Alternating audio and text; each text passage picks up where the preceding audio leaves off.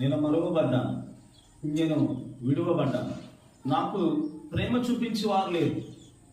దేవుడు మాట్లాడుతున్నాడు. స్త్రీ తన గర్భమున పుట్టిన బిడ్డను కరుణింపకుండా మానున, చంటి పిల్లను మరచున, వారైనా మరచుదురు గాని నేను నిన్ను మరువను. ఈ లోకంలో ఏదైనా ఇస్తేనే ప్రేమను పొందుకున్నటువంటి ఈ స్థితిలో మనుషులు ఉన్నారు. ఆస్తులు ఉన్నాయి, బంగారం ఉన్నది, డబ్బు ఉన్నది. ఏది నీ దగ్గరకు వచ్చినా దానిని బట్టి ప్రేమ చూపించే మనుషుల మధ్య మనం ఉన్నాం. అయితే నువ్వు ఏమీ ఇవ్వకుండానే నిన్ను ప్రేమించేవారు ఒకరున్నారు, నిజమైన ప్రేమ చూపించేవారు ఒకరున్నారు. దేవుని యొక్క వాక్యం మాట్లాడుతుంది కదా, దేవుడు లోకముని ఎంతో ప్రేమించను.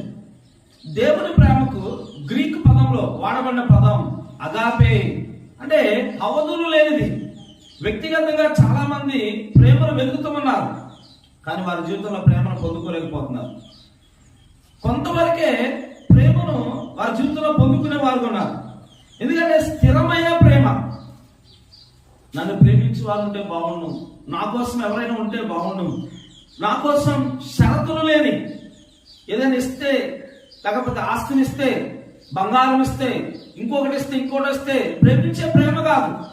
దేవుడు అంటున్నాడు, నేను నీ ఎడల జాలి చూపెడతా ఉన్నాను. దేవుడు అంటున్నాడు, శాశ్వతమైన ప్రేమతో నేను నిన్ను ప్రేమిస్తూ ఉన్నాను. నీ జీవితంలో ప్రేమకు ఏదైనా లోటు ఉన్నదా?